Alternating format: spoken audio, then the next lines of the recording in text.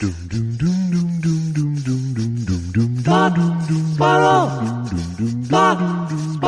2 Jews, 2 mics, 2 hours, starting now.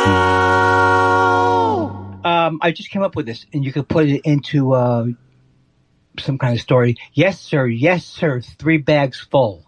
I don't know if it's good. I don't know if it's bad. It just came to the old noggin. Wow, that's good. I feel like I could build a whole Robert Conrad war series around that. Yeah, if I knew what you were talking about, that would be great. Yes. Robert Conrad was an actor. Uh-huh. He played Matlock. What was he? Was he more of a movie actor?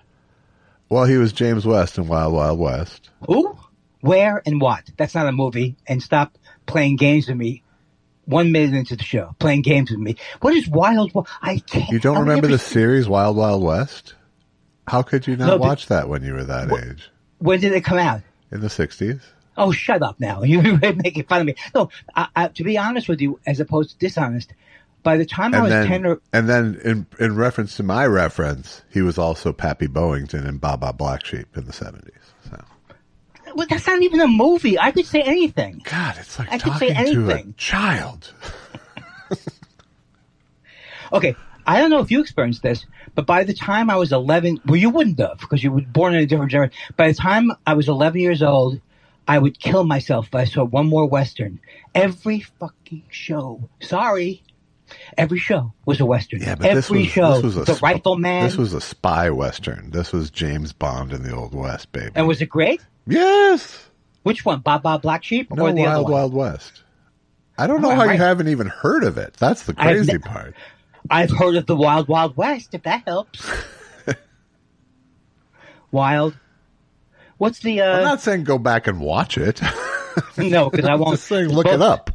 I can say me and Susan, hey, Josh said this was great. And by no means should you watch the movie reboot version with Will Smith and Kevin Kline from the 90s. God, why do they ruin things? Well, I understand why How do you know if they ruined it? How do you know? You just said they ruined it. I'm just saying don't watch it. I can't think of one. Well, there are a couple of remakes that have been even better than the originals, maybe, but I can't think of the names right now. Wild Wild West was the only like Saturday afternoon rerun from the 60s I would watch ever. Wow. Everything else was like, I don't know. Was it B&W? B&W? No, it was C. That's, I love the lingo because it takes so long to say black and white. We're having a long discussion. We just go to B&W, you say C, we're on to something else. Why? Don't you sometimes in your life didn't you when you first learned the lingo for a couple of days, you thought, this is pretty cool. It's a blow. It's a blow. Let's say sitcom. It's a blow. It's a button. At first, like you're a member of an exclusive club. Yeah, no, things don't, that's not how I process things like that, really. Because you're supposed to use that lingo to alienate I was others. happy when I got the laugh. Not necessarily that they went, yes, that is a scene button. You're in. You know what, Josh? Elvis Weinstein. You call you that. Josh, what's that, Andy Lipsmack Kindler? I'm sorry. My doctor says I have to smack my lips every 5 seconds or I'm going to die. Well, I prefer the death. Me too. Josh, I'm starting to feel what it's like to be you, except I think what I'm doing is unhealthy because I think I probably do need a CPAP machine. But I went to sleep at 2. I woke up. It's not like I woke up at 7 raring to go, but I woke up at 7 not being able to continue sleeping. Right. And I said, what would JEW do now? You get up. Just get the fuck up. Exactly. So now this is me running I'm sober. Uh-huh. I'm running on all cylinders. I like everything about it, my friend. Except when it gets obnoxious. Well, you'll see later on. I'm not saying your cylinders all add up to that much, but at least we're all here. I'm so sorry. I'm so sick of me painting myself as the dumb guy and you jumping on. I'm sick of it. All right. Start being the smart guy and I'll glom onto that.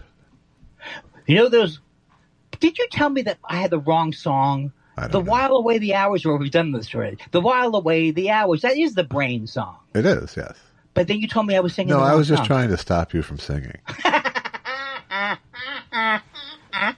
Okay. I am so psych this morning. It's also the tune to the Tin Man's "If I Only Had a Heart" song too, but it's it's the same exact song. Well, not the same. It's Melody, the same. melody. Yeah. And what did the Tin Man sing? He had no song? He had a song. What was it? I just said it's like "If I Only Had a Heart."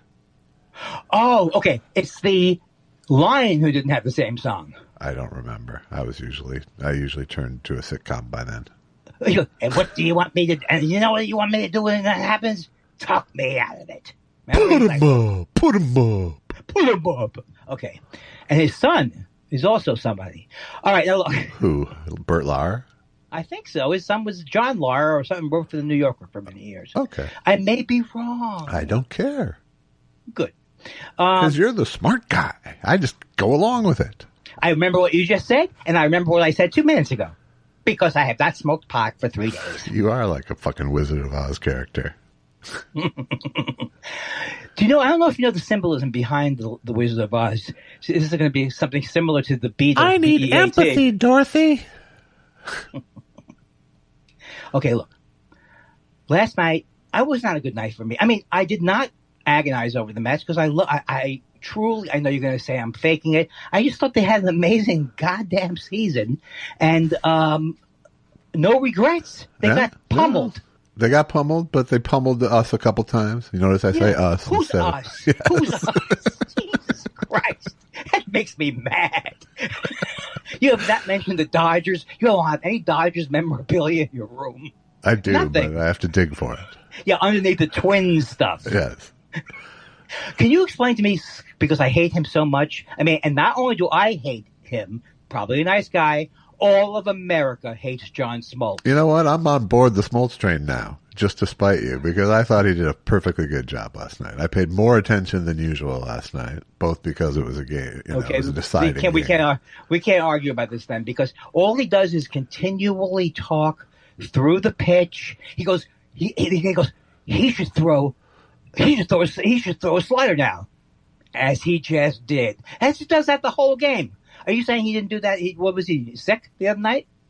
No, I thought that's his job. No. You don't agree with America. Then I'm for once on the side of America. He is. Congratulations on that, pal. He's an maniacal. He's a fucking MLB pitcher. What do you think they are? Not Terrific Tom wasn't like that. Terrific Tom. That's Tom Seaver. In my he mind, went by Terrific Tom, for God's sake. I don't think he did. But everybody I like, until further notice, is great. And then I find out these things about them, and I go south. Yeah. But him, first of all, the other guy who I thought, this other guy is going to be great. He is 12 years old, but maybe it is a new thing. He sounds like every announcer Joe West, every announcer I've ever heard in my life. Yeah. Maybe that's because you have no sense of nuance whatsoever. Okay, put that aside. But I can't. He did not stop. He did not stop John Smoltz. He didn't turn his mic off. The whole series. Now, you won't be able to judge it now because I think it's Buck. Isn't Buck coming in? I don't know. Joe Buck. I know who he is. I don't know if he's calling the World Series. Don't you? Oh, really? Oh, here's the other thing. The difference between the Mets and the Dodgers, right? There's the difference between the Mets and the Dodgers. The Dodgers are going on to the World Series. I know. The Mets are going If the home. Mets had won a shortened season World Series, you think we would have been playing it down? We would have been. That's our third World Series. The Dodgers don't even acknowledge their World Series. Yes, they do. They just others put shit on them. You know, same way they do with the Lakers in the bubble. Fuck them, I say.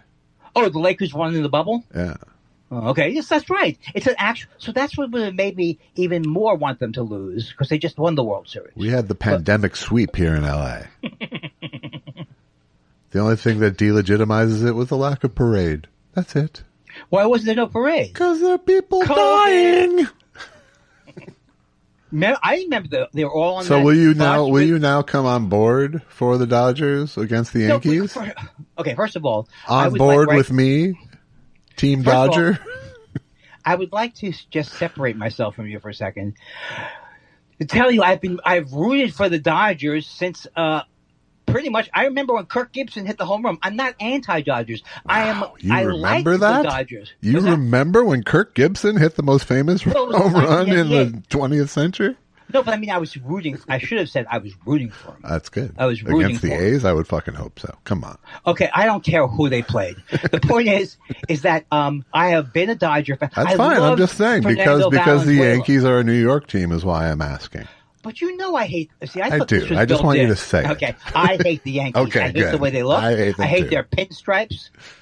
Even when they get into those uniforms, like Aaron Judge, he's another one who's I think is a robot of some type, like Ohtani. But Ohtani's loosened up over the years. Aaron Judge he doesn't have he's fine. He's just very, very good. It should be a fun World Series to watch. Well, when I woke up, so anyway, there was that, and then there were the Jets, and then there's Jets. I take the Jets game. I go, Susan, can I watch the Jets? I was wondering how you were playing it. If you were doing the back and forth, or if you were doing No. I do not at that point value the Jets. I love the Jets to my soul. I don't value what they're doing right now as much as I was wondering if you were doing concurrent sentences with yourself. No, what I did was I said to Susan, can I watch the Jets as a consolation prize? She goes, of course. They're not a consolation prize. Well, she was wrong. Now, let me tell you something about the Jets, and I'm not going to go a long time with this. They have amazing... That's good, because like Mondays become like sports rap. I won't do it too long. Aaron Rodgers, maybe he was good 10 years ago. And maybe he's still great. 10 years ago. Yeah, and I know he was. 4 years ago, he was good. Yeah. And you can still hit the thing. Mm-hmm. It's not advantageous if a quarterback can't move a foot in either direction. Mini scramble. Couldn't he do a mini scramble? He could. But he doesn't. He stays in the pocket like the guys we got rid of. Zach Wilson. Yes. He's like a tetherball pole. And then he does what my favorite quarterbacks have done throughout my life. Joe Namath. Retire. Joe Namath, Dan Marino. They throw a lot of interceptions because they take risks. Right? That's it. So I think Dan Marino was a great quarterback. He was, of course. Right. But he took risks and Namath was too. So the more risk you take, you're going to have. So he destroyed whatever moment. We were going to go into the half 15-6. And he's got to throw it downfield. And I noticed what he didn't do when he threw the interception. He didn't start yelling at himself. I stink. I stink. Yeah, I didn't watch the game, but I assume he didn't take any culpability whatsoever. No, he looked sullen. He looked sullen, right, but he looked angry at others.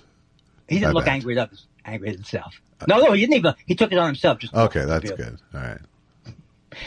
So, here's what I also want to say to you.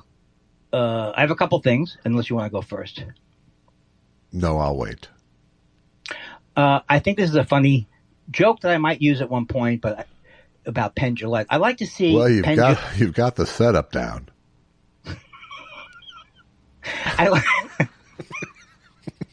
I'd like to see Penn Jillette pull something funny out of a hat. That's not bad, right? Because he's so obnoxious. But people won't laugh at it because they don't even know that I hate him as a person. No, I think that you'd have to really build that in. Right. Have you seen, he has a video out that people are lauding. And here's the video. I converted to Christianity, and I believe in the Lord. Does he? And I'm sorry for all blah, blah, blah, blah. No, just kidding. What a genius. Genius. Yeah. Okay. No, I'm sure.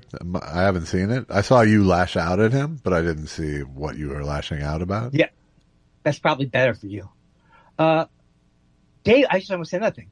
I didn't know Dave Roberts. I was listening to him being interviewed, and because I don't follow the Dodgers, I follow the Mets. But I was listening to him being interviewed. I go, "This guy's good. This guy is good." Yeah. I really like the way he. I also like my guy. I can't. I'm mixing up Spanish names. I think it's Carlos Mendoza. It is Carlos Mendoza. Okay, good. All right. I'm listening to Dave Roberts, and he's like really intelligent. I just like the way he talked. And I said, oh, I like this guy. I'm rooting for the other guy. And then I look up his back. This guy is What would you say his racial background, whatever you call his background is, Dave Roberts? I don't look people up by their racial background. Oh, stop doing a Colbert. I'm not going to profile Dave Roberts. I did not look him up as his racial background. I looked up his name, Stephen Colbert, and I saw that he's Japan. His mother was Japanese and his father was African American. Uh-huh. And I'm like, there's a certain part of this country that is good. Baseball didn't used to be this way. I don't know if you know this. That's true. Lakers starting forward Rui Hachimura as well. What's his name? Rui Hachimura. So what is he's Jewish and? No, he's not Jewish. Rudy's a Jewish name. He's black and Japanese from Japan. Right. Oh, why were you doing background stuff on him? No, I watch him play. Oh, that's a good thing. Now, should I be dissuaded by the fact that the Lakers got blown out on a couple of preseason games, or none of those things ever matter? They don't matter.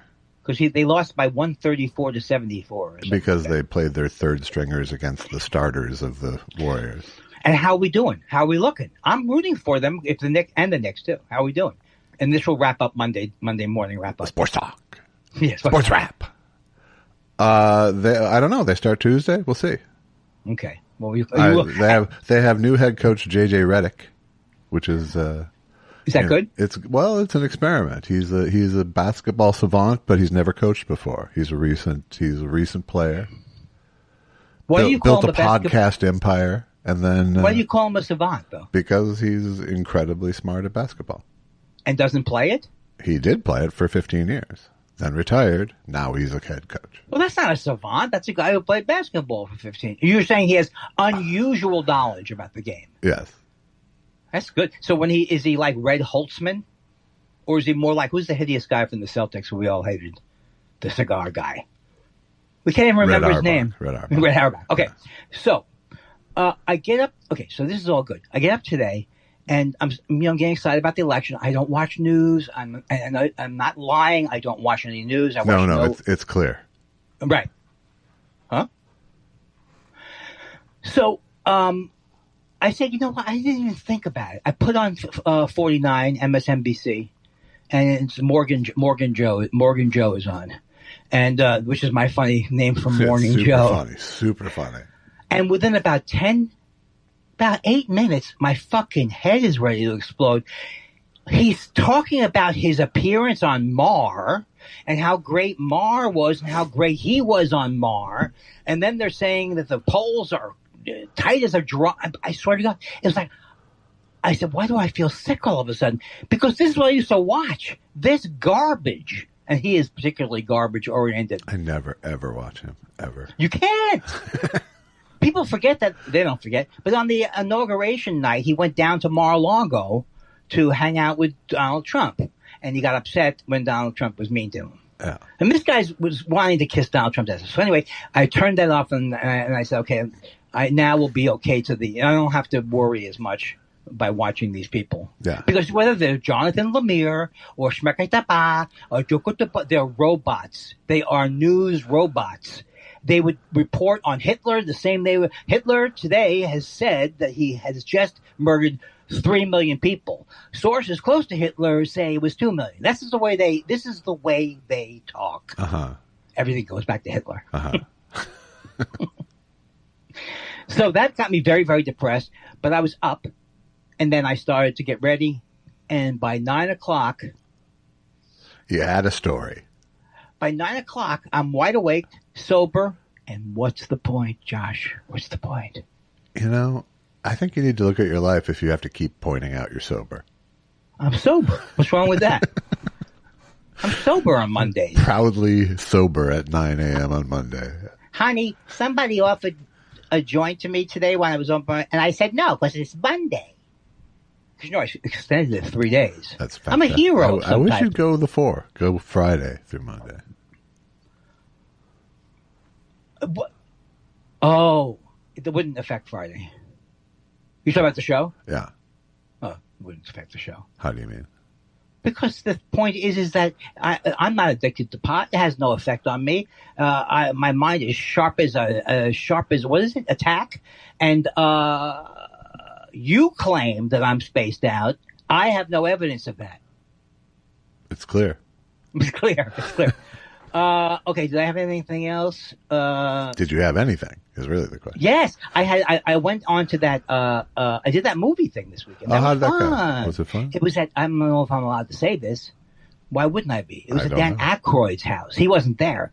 Oh my God, he lives in the Pacific Palisades. Yeah. And he lives in a beautiful, beautiful, beautiful house. Nice. And I was hanging out there when I first took the gig, they said it was going to be, we have no, I knew it was like, it's $400 for the week is what I took a SAG experimental or whatever. Experimental, right? Micro budget, whatever. Yeah, $421. Yeah. So, and they said, and they all nice people, but they said, we don't think, there's no honey wagons. There's none of this. Did I turn off my phone or not? Yes, I did. There's no honey wagons, but there'll be, he'll be. So I thought I was going to be in the middle of the desert. Who knows? I'm always afraid there's no bathroom. I get there. Look what we did for our feature film. We were sitting on fucking card chairs in a stable. That was not like that, my friend. This was sitting in one of. I wasn't sitting. I was sitting in a room that obviously Dan Aykroyd used for something, but there's 100 rooms in this house, and it's a separate house, a room unto itself. And it's so funny because on the floor, like sitting on the floor, is a Blues Brothers paint. It's not a painting; it's a 3D Blues Brothers thing, and you can tell it went right to the floor as soon as he got it because it's so hideously ugly. Right. And so he put it in that room on the floor of that room. The thing that was so great about it was I just had the nicest time, and I didn't realize this Olan Jones is someone who's I think married to Sam Shepard for many years. She's just done so many things, and you don't know her name either, right? I do. Yeah, I know who she is. How come I don't? I don't know. I saw Shelf Life when it came out, as we've discussed four times. Besides Shelf Life. No, I mean, I know that, I know her as an actress but I'm not like deep into her bio. Well, I'm going to be now. So anyway, it was all fun. One funny thing that I think was funny that happened was that I was wearing a Bluetooth as part of the bit. I'm an agent. I'm sitting in a sauna and I'm wearing a Bluetooth. As I'm leaving, I have my over the ear. I use over the ear mic headphones so that I don't lose them, right? And they said, "Is that the Bluetooth?" I said, "No, that's mine." I said, "You know what? It's not even the Bluetooth. It's just an over the ear." I have lost 7. I have about 8 AirPods or whatever they're called, and I have ones. I have one with one. A left or a right. I have 7 pairs like that. So I bought this to avoid that. They gave me a call on Monday. Is this your case? I left the case after bragging about how I never lose it. I left the case and one of the headphones there, and they said, and they had to send me an email. Is this yours? What am I going to have to do now to not lose my headphones? Fuck you. I don't care anymore. Fanny pack? No, a lot of ooh, I had a fanny. You're going to laugh. I actually had a fanny pack. You're right. What a horrible, horrible thing. It wasn't nice like a purse. It was just something that was, it was supposed to be stuff men could use, but it just never looked good. It's good if you're cross-country skiing. That's true. And also fanny, they call it a fanny. Fanny ruins everything, yeah. And this woman at the shoot who was the prop person, she kept saying, just lift up your buns and move back. And I was just thinking about who's the Jeopardy guy? Ken Jennings. Yeah. He says during the 80s it was popular. It was a brief period where it was popular to refer to your backside as buns. Right. So it's like...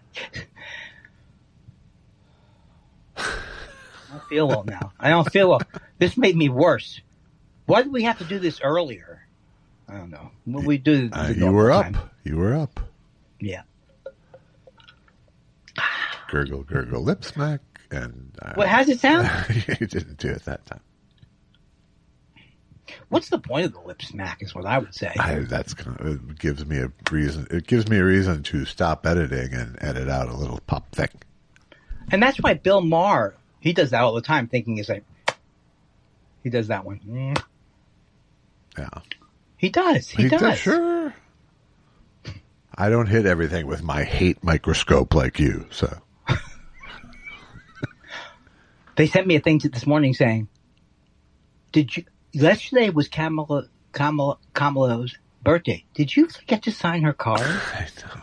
I just want to fucking punch my phone 6 times a day. And then this one. If you don't answer, we're going to say that you're not voting.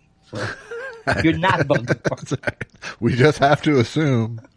What kind of a thing? I have been giving like a banshee, and I guess we have to stop soon because it won't do anything, but I keep going this week. I'm already kind of into this not going to do anything mode.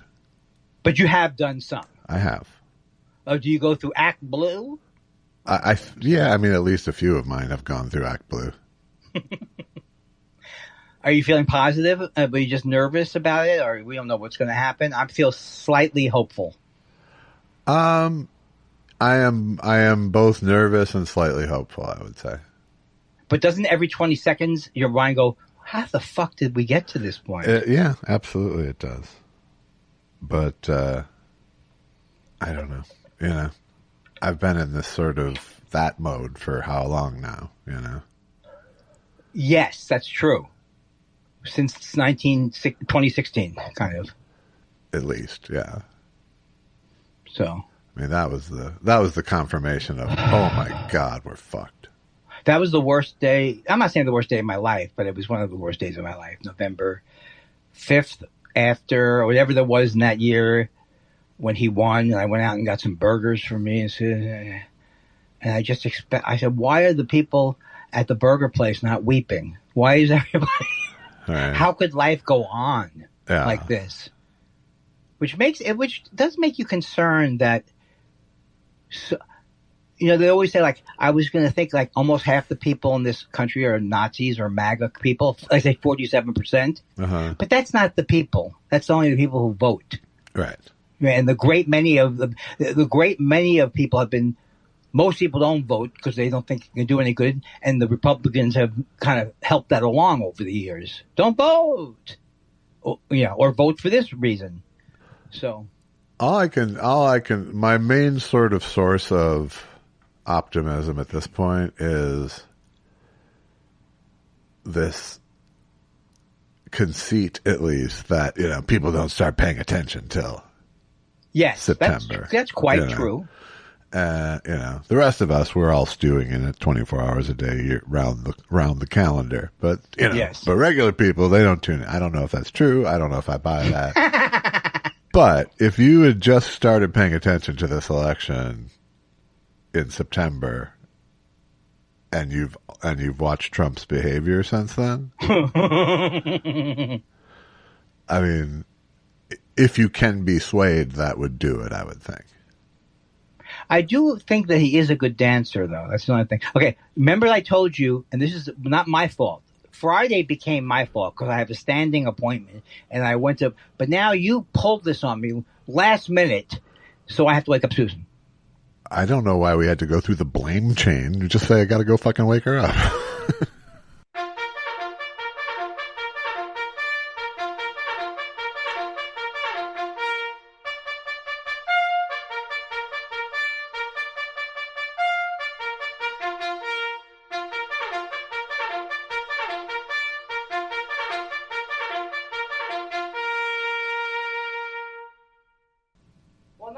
He's just normal. He's just normal.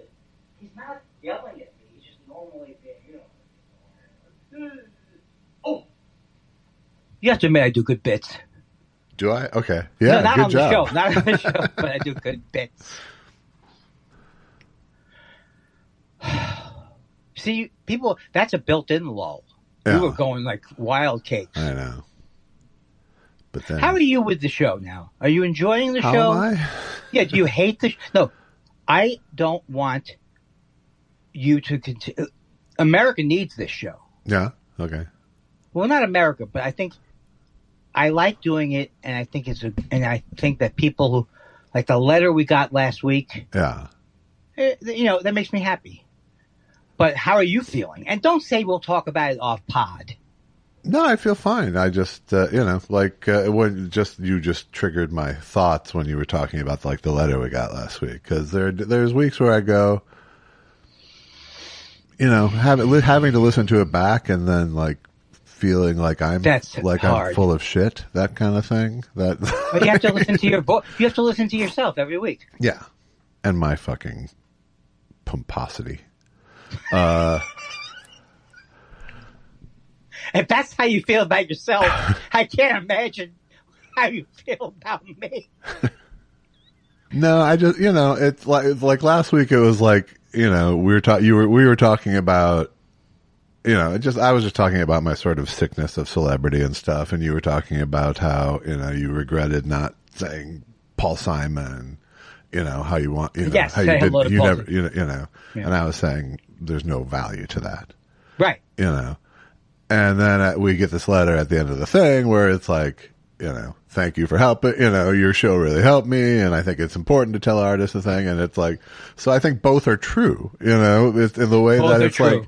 Like, I only mean like it would be bullshit to Paul Simon, or someone giant who's been getting it for 50 years from people all day, Absolutely. every day, as Absolutely. opposed to like more independent artists or people, people who are contactable, Right. It's a true... Like, I do think that encouraging people's stuff and telling them what it means to you is a good thing.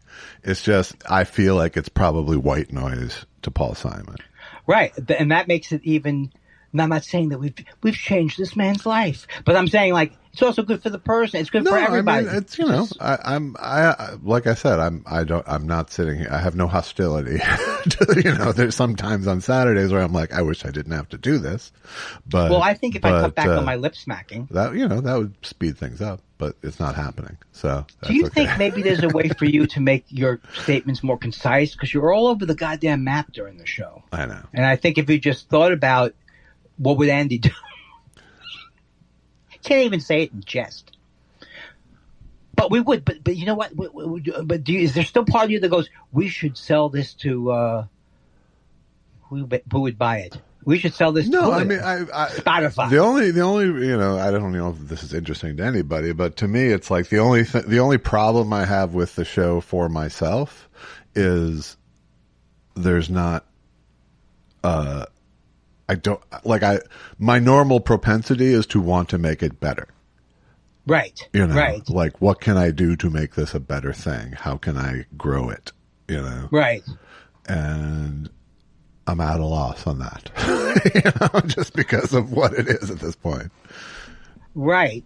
Right. Like how can it become, how can there be more creativity injected into it, I guess is my normal thing, Yeah, I think that makes sense. That makes sense. Have you pitched things that you thought were rejected, or you just didn't, except for the grudge of the week? I know that one. No, I don't. I don't think I'm getting genuine resistance. Pushback. No, like I said, I don't have the idea to do it. Right. And I it's just a question of I'm not good with static. Yes, that's right. I understand what you're saying, and I commiserate with you, if that's a word, and I also etc. Yeah. Any further I was going to go along with it wouldn't be good. I don't know. You brought up the topic, so I just thought I'd indulge the question. Okay. Here's my philosophy of the show.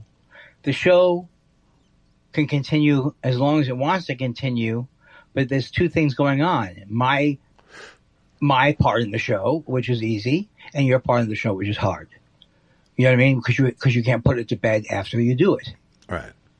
So, in that way, and then I think... Are you searching for a problem here? Because no, really it's terrible. It's terrible. It's terrible the way I'm coming out. It's terrible the way I'm coming out. It's coming across like I'm asking, like I'm either trying to start a fight or whatever. No. I'm very happy with the show, and I'm always happy with the show if I'm staying in the moment. And don't make me ask myself questions. Do I regret when I don't listen to the thing? I mean, I still have the same regrets I've ever had. Can you listen for 1 second and all that kind of stuff? you know? But I don't think it's the structure of the show. I think it's the, and you can't even say, I'm going to commit to doing a great show today. You just can't do it. There's no way you know that's going to happen. If you say, I'm going to make it a great show today, and let's say I bring out 25 stories and they're all bad. Yeah. So I never thought there was anything else we could do with it except like bring comedians on every once in a while and stuff like that. Yeah. And then I think I was hoping for some kind, not an upward trajectory, but you know, at least, I just realized there's a lot that has to do with me scared that you're going to hate me. Yeah. Which affects all of my relationships, but it's getting better and better and better. It's getting better and better and better because I realize that's a ridiculous thing and nothing is helped by that. All right. Well, first of all, let me just separate the two. If I ever want to stop doing the podcast, it's not going to be because I hate you. Okay. That's a good thing to know. You wouldn't let things fester to that point. No. I mean, there will be a point where I'm going to want to stop doing the podcast. Sorry, folks, not putting a number on it. But, right. But it's not, I don't want you to go, it's because he's sick of me. I do not want you to think that. That won't be the case. I guess my fear is that I'm so self-absorbed that my view of myself with all relationships is I'm a self-absorbed jerk. But that's not the way to talk to yourself. That's just the way I was taught to talk to myself. I think of you as a self-absorbed delight.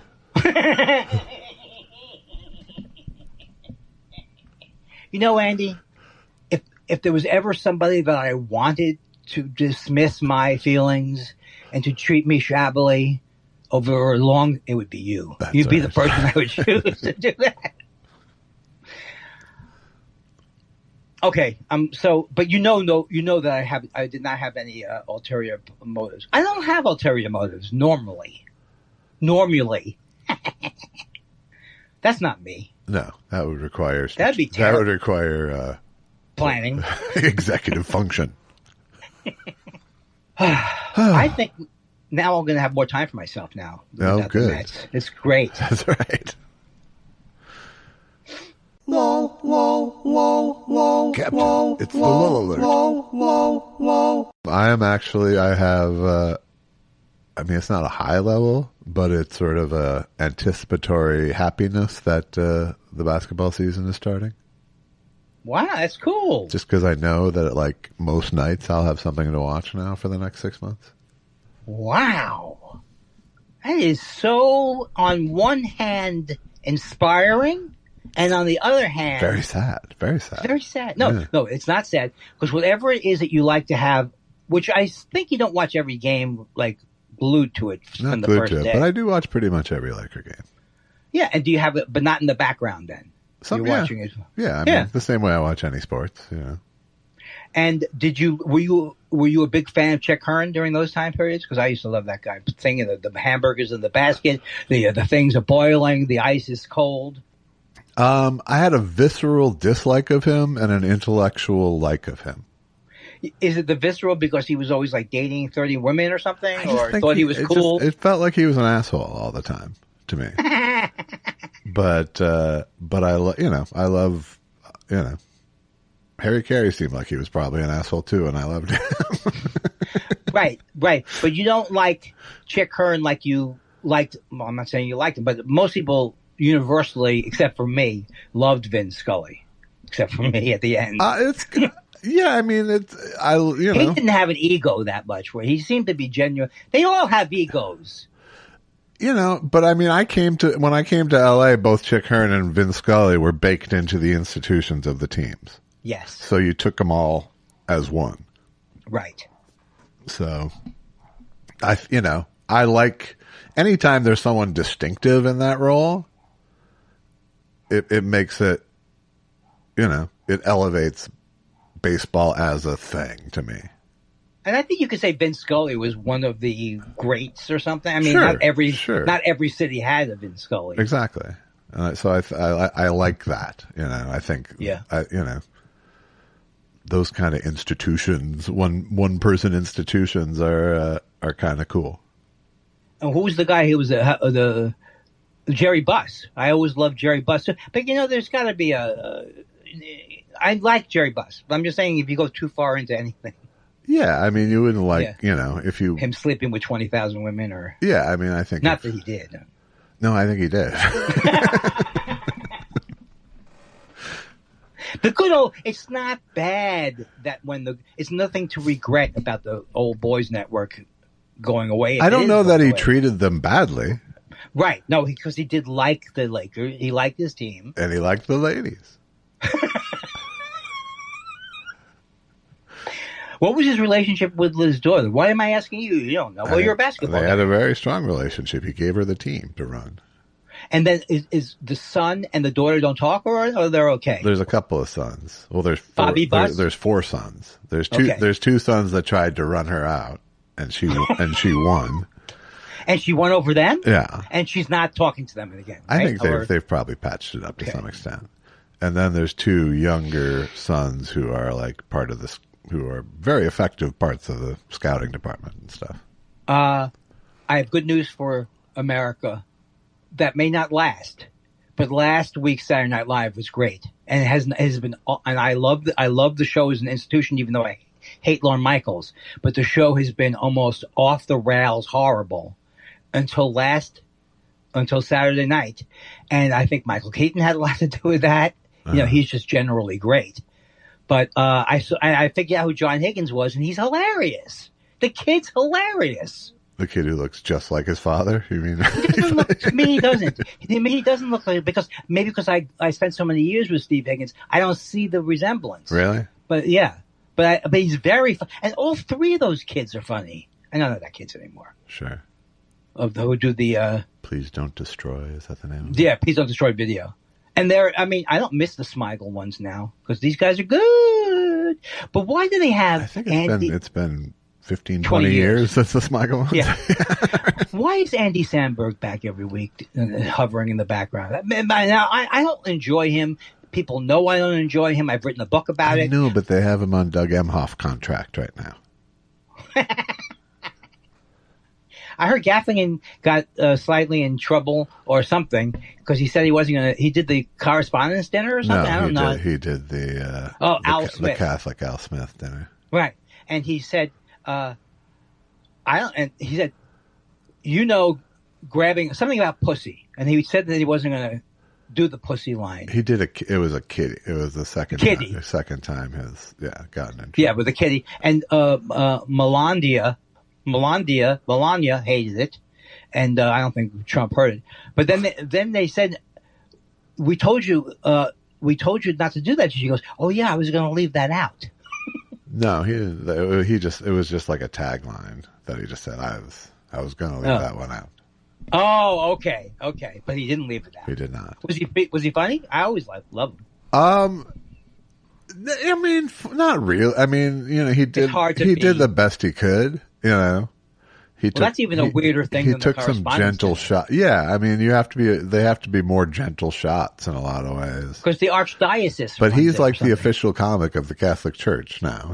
He did something for the Pope, and he did. He's like. Well, he loves being Catholic, and he loves the Pope, so that he comes by honestly. Yeah, no, I'm not saying he's faking it. I'm just saying that. And that's the relationship he was working was with the church, not with the candidates.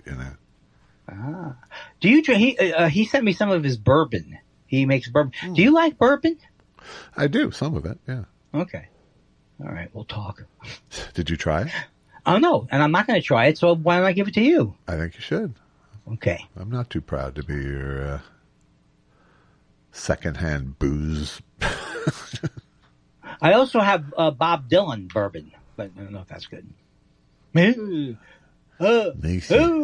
you mean.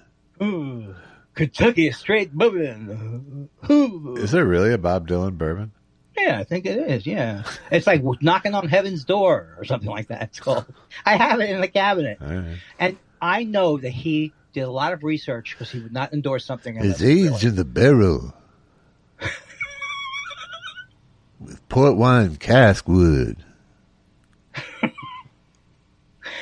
Do you know the mean Bob Dylan I've come to love, and I shouldn't love him. No, you shouldn't. Fuck off. I don't need your love. Come on, Bob Dylan. If you really met me, though, seriously, if you met me, I would say to you, I'm sure a lot of people come to you. I'd say, get me a fly swatter. But I'm really a big fan, Bob. That's fantastic. I don't want him to die. Nobody can. Yeah, I'm never going to die. Fuck off. Are you going to die? I'm never going to die. Okay, good. But if you keep the sour stuff up, I'm not going to, root for you. Don't care.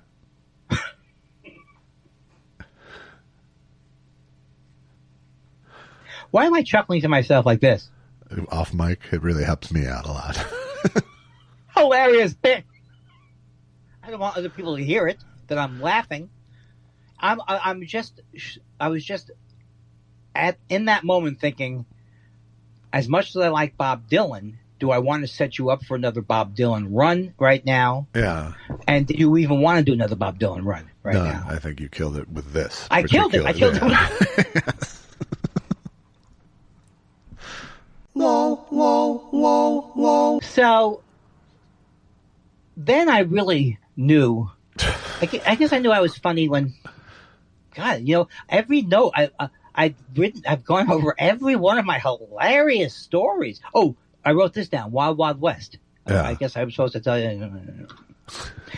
I don't get mad at me or don't hurt me. I've been watching The Bear, the third season, and I've been enjoying it. Yeah. It's up and down. It's up and down. It's up and down. But when it's up, it's really great because they do things like all of a sudden they're doing there's a woman's point of view, the line cook woman, and how it's like, and they don't really explain sometimes that they're going backwards to go forwards. But I do admire what they do. I just really do like it. Whereas I think when I binged it, it was harder because when I binged it, I don't think binging is as good as it's made out to be. Not always. Yeah. But you haven't watched the third season. Oh, no, you have? I haven't, no. You went out after season 2? I did, yeah. It's not a declaration. I just haven't been moved to click it yet. Well, is there anything you can recommend? You usually a guy comes over the week and you say, over the weekend, I saw this, I saw that. You got to see it. My Monday must-watches? Are these some categories that you were going to pitch before? This is just all the things. It was never about departments. It's just like, how can I not be creatively stagnant? Just stagnant. I don't like stagnant. Why can't you, how about this? Why can't you have AI edit the show? This is perfect. Because, again, it would be 10 minutes. Hey, I know I'm talking out of my schmeedy, but could something like AI edit something now? I think if you said, look for you would have to give it some parameters by which to judge. Yes. But yeah, presumably, yes. Do you know how I like to I could get rid of all those fucking lip smacks in one fell swoop. That's true. You'd have a lip smack eraser. But you know how I like to pretend that I'm interested in physics and stuff like that? And I don't understand how these, what do they call it, quantum computers? Yeah. I really don't get how I know that they're great, but I don't understand. I have no comprehension of how quantum computing works. And here's how I always think I should know how it works. I would get a job, quantum computing. I have to report there and all of a sudden no. And I would be lost. Yeah. But, AI hasn't destroyed us yet, though, right? Or will it destroy us? Not yet. It's planning. How about the deep fakes? That's going to be a problem. Elon Musk, he really isn't hiding it anymore. No. What he's like. No, he is not. I was listening to Andrew Ross Sorkin. I suspect there will be a post-election exodus from Twitter. Oh, I hope so. Again, I know that I'm just like, I'm not going to leave now because the action's all here. Right. For the election, even though it's, being manipulated in a horrible way. Right. But I'm furious at what he is and what he's become, and being any part of, any voluntary part of his world is becoming increasingly. I almost punched the TV today because Andrew Ross Sorkin, who wrote a book about, who's the financial guy. I've met him a couple of times. He wrote about my brother, and so I've kind of like root for him. But he's like, he's like saying like, he goes, I think as bad as it is that Elon actually does believe he believes what he believes. Like he honestly believes it. Who gives a fuck? Yeah. Right? Yeah. That makes him worse in some ways. I know. but the way I have to say, he honestly, who cares? Hitler. If you want to find people with passion, Hitler had passion. Right. And you can both believe and be incredibly cynical at the same time. Yeah, that's true. That's true too. He believes it like he believes everything else that he does. He must have ADD or something. Something along those lines. But there's nobody, it's not like Americans are rising up and going, he's our guy. Right? Nobody likes him, really, except for these horrible... there's a pack of Elon bros for sure. Yeah, I know. But, they're but I don't think he's bringing in a lot of outside, people who are outside the bubble he was already in, Yeah. Well, the Andrew Sorkin argument was, of course, he's a mix on many levels. Of course, he's a genius with engineering, and I'm a genius. But I don't even know that his genius is like he knows space. Yeah, no, I don't think he's a genius of engineering. I think it's sort of generally acknowledged that he's not, but he clearly has some genius. Genius, because he invested in this thing early on. He invested in this. Well, that. I mean, he's built a couple of companies that you go, well, no one else ever figured that shit out. Right. Right. To build a viable car company outside the big, however many it became, is impressive objectively. Yes. Even though he didn't come up with the idea of an electric car. He did not come up with an electric car. He didn't design that car. Right. Right. But, whatever. I mean, you can give him any amount of credit you want, kind of. Right. Right. He's in charge of a few companies that have come up with some incredible engineering and marketing feats, So, yes. But that doesn't make him a good person. It doesn't make him, a pan-subject genius. It just makes him adept at those things he did. Right. Just like, it's the same as, being a great actor doesn't make you a great person, or being any of the things that we admire are, the accomplishments are separate from the development as a human being. I think I was one of the last people on the planet to not realize. Well, take someone like Alan Alda. He is genuinely probably a good guy from all the evidence it is. But I used to think, or at least being a good guy is clearly important to him. Right. But, I used to think these guys were the guys. They were the guys. Whoever the star of the thing was, or my favorite, like Mick Jagger's got to be cool. He's not cool in many ways. Right. Mick Jagger. I mean, even if you love the Stones, you have to say, he's done some bad things. Yeah. Altamont, if you want to listen to what he did there. But I think the mistake, and something that you've always fought against, which is a good thing, is to not mix up the art with who the person is. Talent and character are two different things. Right. But when here's the thing, when someone like Dylan or whoever I love resonates with me, that part is absolutely 100% real for me. It's the extension of, well, actually want to like Dylan as a person. I don't think any of that's bad, but it's the thinking that he's the greatest lyricist of all time. I'm sure he's figured out everything. You know what I mean? Right. That genius across the board. And it just isn't, obviously it's not true. It shouldn't be true. It would be weird if it was true. They wouldn't be real people. Right. Well, and we find, and there's just countless examples of so-called great men, who are great at something, but horrible at life, or horrible to people, or William Paley would be a good example. Didn't you always, like when I was a kid, I go, "Oh, he's the hero of 60 Minutes." But of course, I was a kid. No, William Paley was not a towering figure in my life. Right, but but people thought. I mean, idiots like me. Well, that was during the time. Do you remember the time when when Clinton was first happening, when there was some kind of argument made, like it was way better in the old days, where they kept it as a man's secret, right. Right. It was a gentleman's agreement with the press. And I was screaming that during the Clinton thing, because I do think they just fucking went after him because they wanted to take him out of office, and they found something that they could do.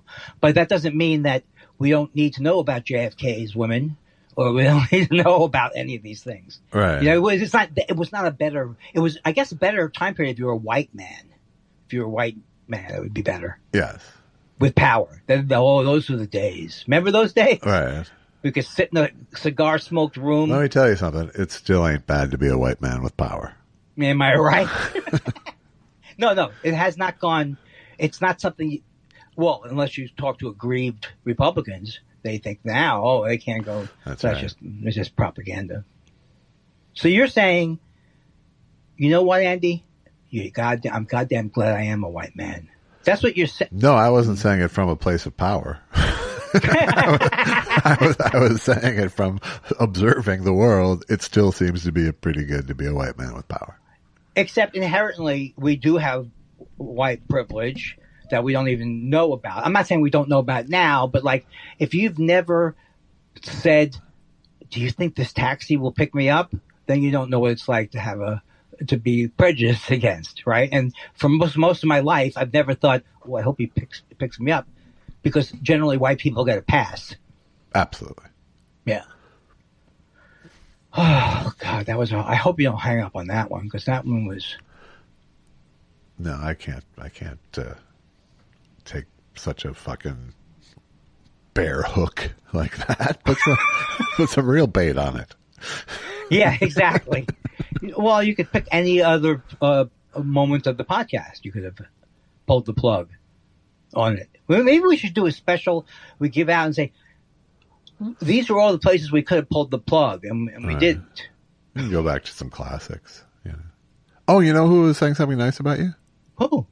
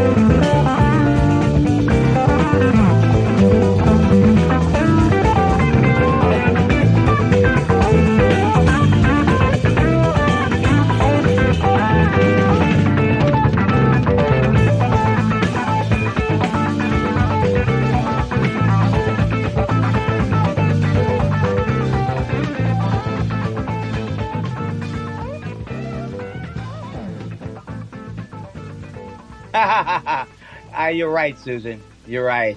I think it's more that he's troubled.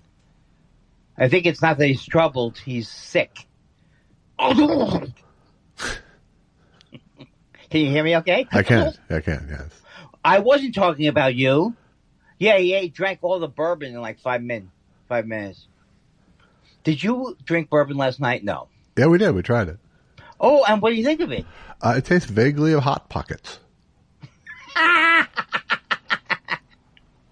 See, I would have been itching I would have been scratching at the itch to get that joke out. I wouldn't have been able to wait for it. Yeah.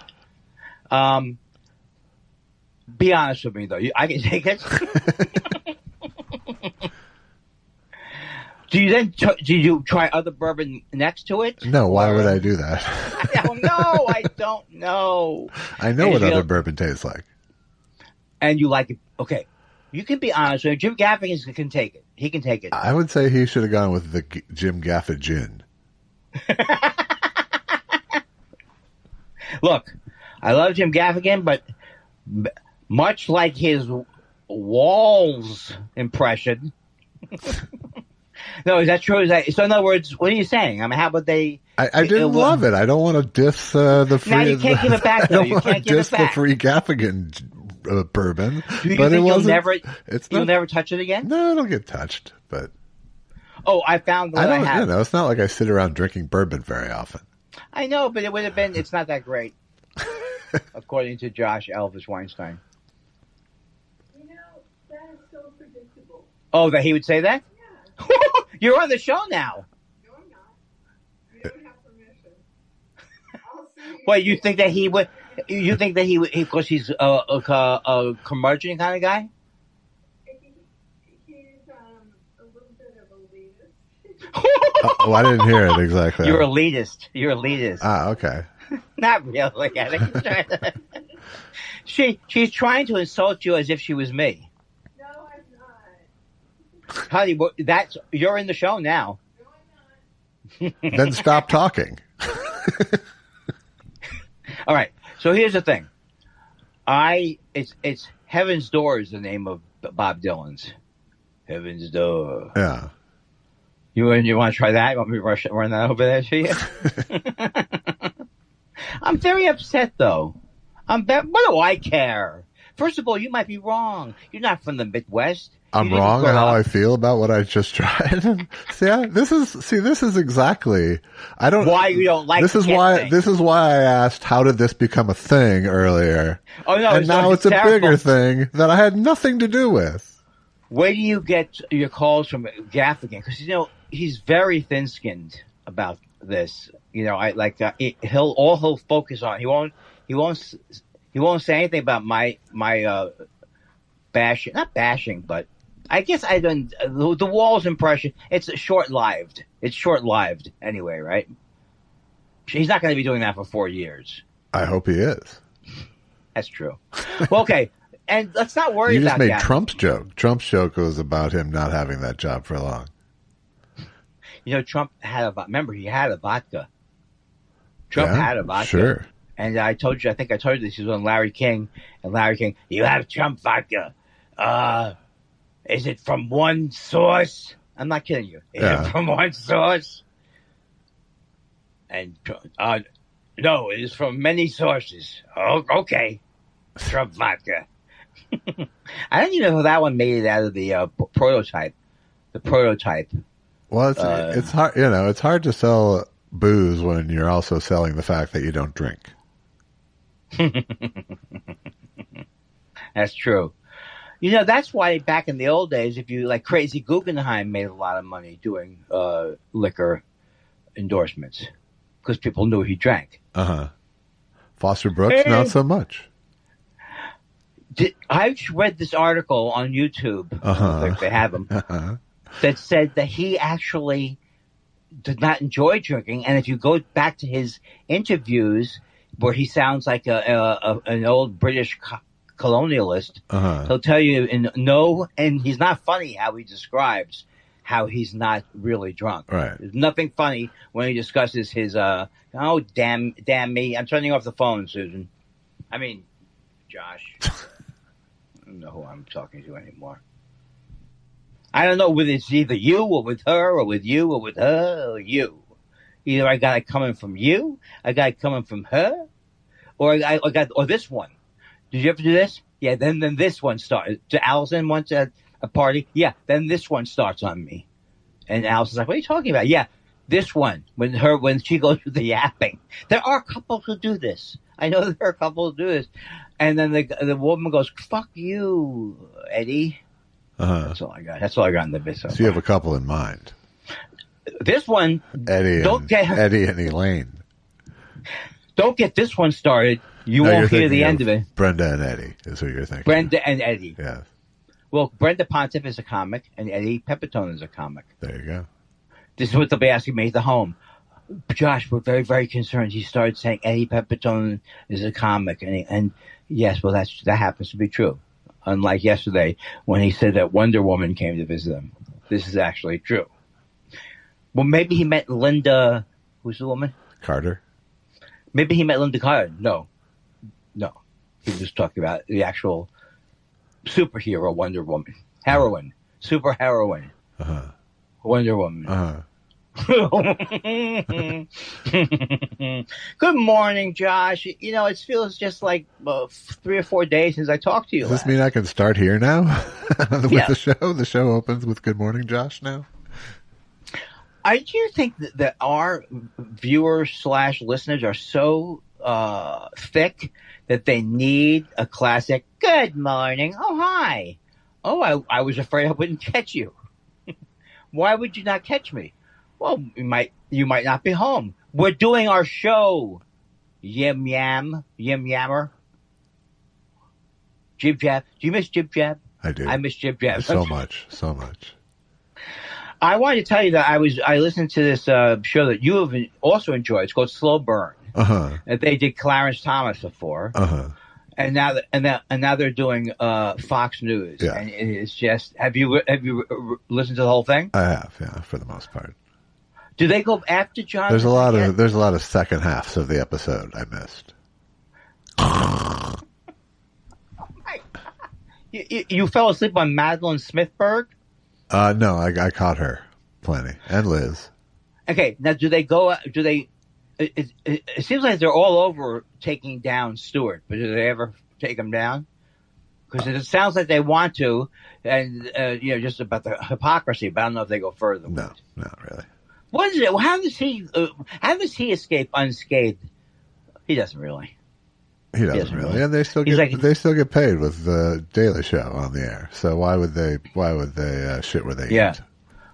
Wait a second. Now the Daily Show's on Monday nights. Now that's all it's on. No, it's on all week. It's just Jon Stewart's only on Monday nights. Wow, that's a great idea for a show.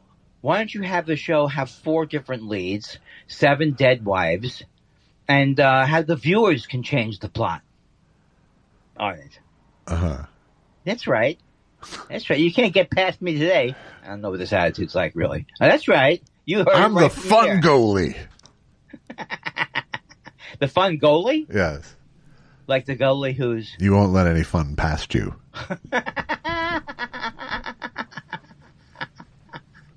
That's not true. That's not true.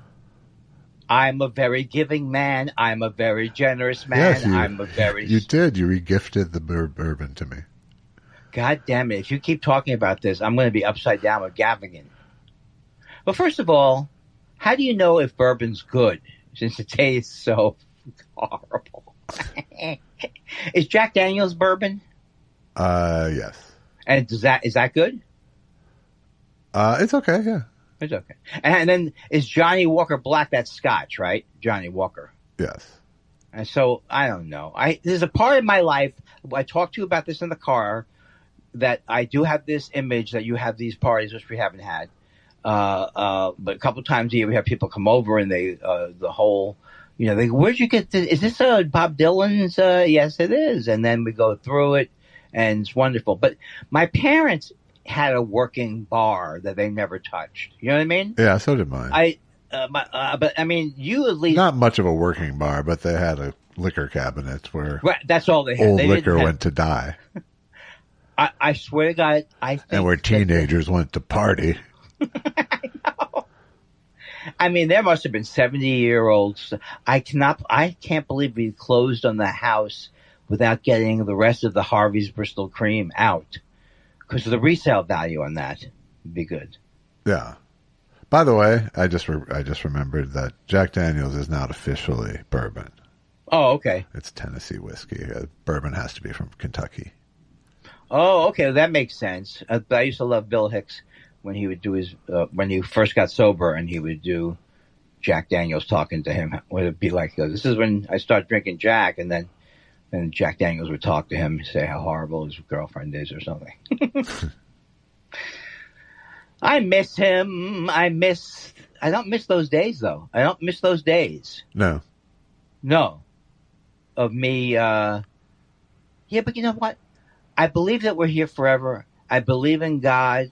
But if it means on any level at all that I have to start back lower than I am now, forget it, Buster Brown. That's it. Wrap it up. Lower as like a lower on the human chain or lower on species? I don't know how reincarnation works or if it does work. But if I don't want to become a I don't want to be like a child what if you again. actually come back as an actual sugar monkey? The thing about that. Oh, by the way, I had to tell you, I saw Cody and Lucky yesterday. Yeah. Oh, what kind of ice cream have you whipped up since I dropped off? Just kidding. Forget about the ice cream search. It's just not worth it. I mean, you'd be the first person to crack the code, really. Yeah. If you could do it. But I go over there. I forgot that Cody's like the size of a teacup. It's a tiny little dog. He's a small guy, yeah. Because I remember Clyde and Lucky together. So as I remember Clyde, Cody is like 1/4 the size of Clyde, it seems like. Or not that small. No, about right about that. He's so cute. So he looks a little rat-like. Maybe a third. Maybe a third. He looks slightly rat-like when you see him from above. Yeah. And that's what kind of dog is a rat? More bat-like, I would say. And Lucky made a whole bunch of sounds that I felt there was, of course, it's all about my narcissism. Lucky seemed to perk up when I was there. Who's visiting? Oh, it's the scratcher. Oh, there's a guy who was lying me in the couch for a little bit too long. Why does Lucky have a woman's voice? Hi, I'm Lucky the dog. Oh, there's that asshole again. I'm old Lucky. Who are you, Bob Saget now? Well, would he do the voices of the dogs? Yes. Yeah. Oh, get out of here. I couldn't do that. See? That's a show I couldn't do. I couldn't be as bad as he. But I love him. Well, and I mocked him when I took over. That was I used to do falsetto animal theater as a bumper.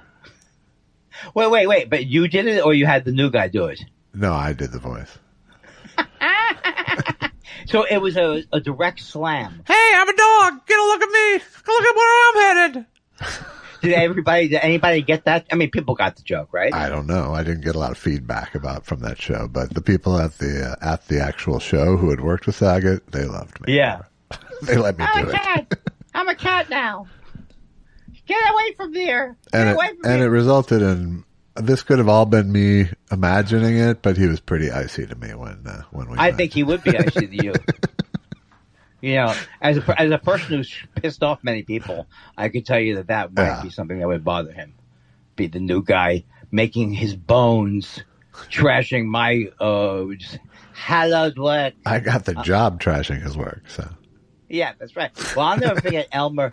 I think it was Elmer Dills, who used to be had that cooking show. He's kind of like a little bit of an arrogant guy. Yeah. But one week going, I love that show, Funny at Home Videos.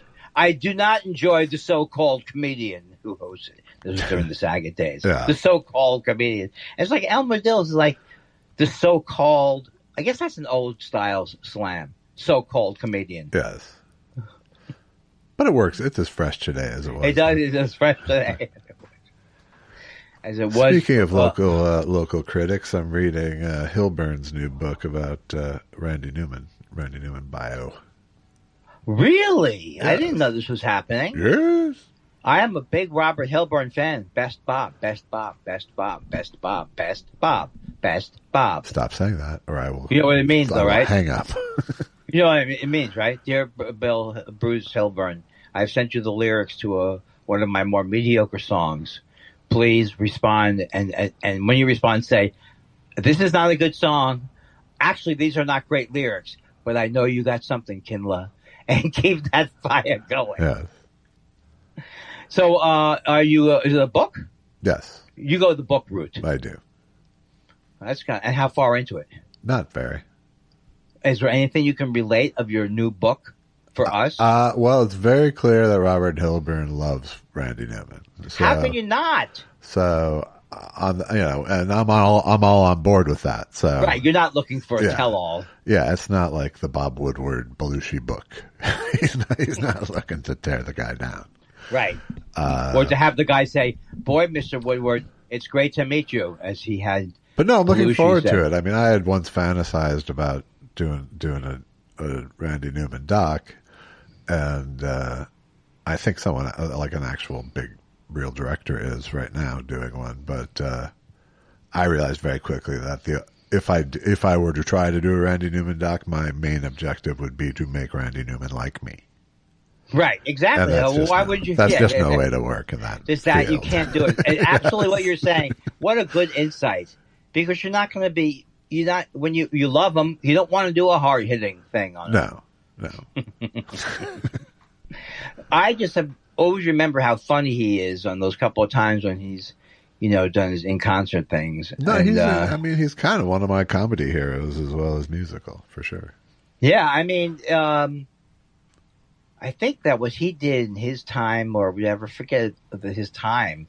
Just no one I know is written like that. Maybe Warren Zevon writes a little like that, but not really. Where he goes into these. Yeah, I mean, I don't know. I don't need to compare people. No, I mean, but I think they're in the same realm in a lot of ways. Yeah. Yes. They diverge as well, but sarcastic. Yeah. Yeah. Takedowns and things. Yeah, I mean, the main difference is that Randy Newman is almost never writing in the voice of Randy Newman. Yeah, as the subject, whereas Warren Zevon, I think there's a lot of songs of his that feel like they're his. Well, the ones that I say are Randy Newman's, they may not even be Randy Newman's. Milk Truck calls the sun up, paper. So hard living without you. That sounds him. So like him. hard, baby. It's so yeah, or like but like a song like Zevon's like Rolling the Thompson Gunner. It's like a total kind of Randy Newman. It's exactly like it, and I still don't even would say that I like those Zevon songs as much as I like. Other Zevon songs, but it's like everything I listen to, he's just great. So it's just to say like that's not my favorite song. I've only heard the Thompson Gunner song like 5 times. Yeah, I've heard it a lot just because the only Warren Zevon album that I really ever listened to a lot was Excitable Boy. Yeah, but you still have you can go to music your Apple One and pull in anything you want. It's true. Apple One. It's true, man. You could do 12 songs. It's a golden age we live in. Boom. A golden goddamn age. It's a golden goddamn age. And the thing that's nice about it is Apple is spearheading it. And Apple, let me tell you something that people don't know about Apple.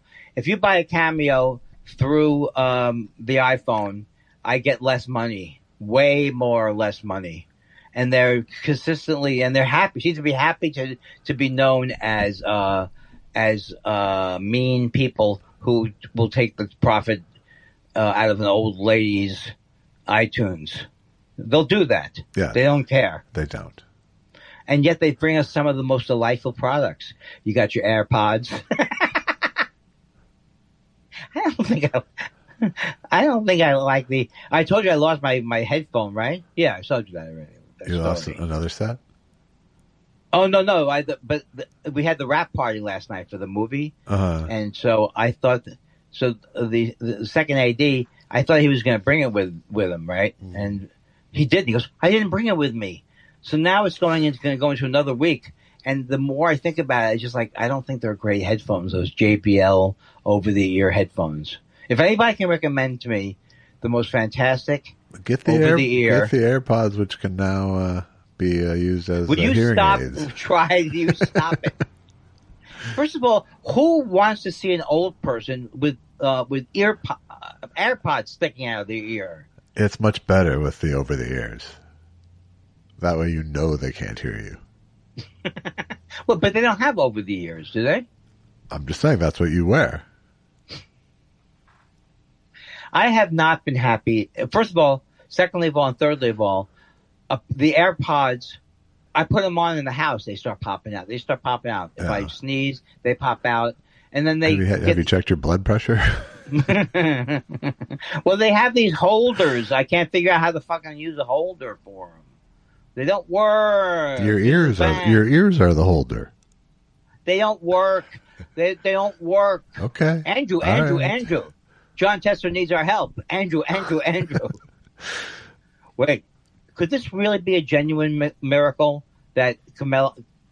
It's either one or two things. She's soaring. She's doomed. She's soaring. We're doomed. And you're the only person in your goddamn area code who hasn't ponied up.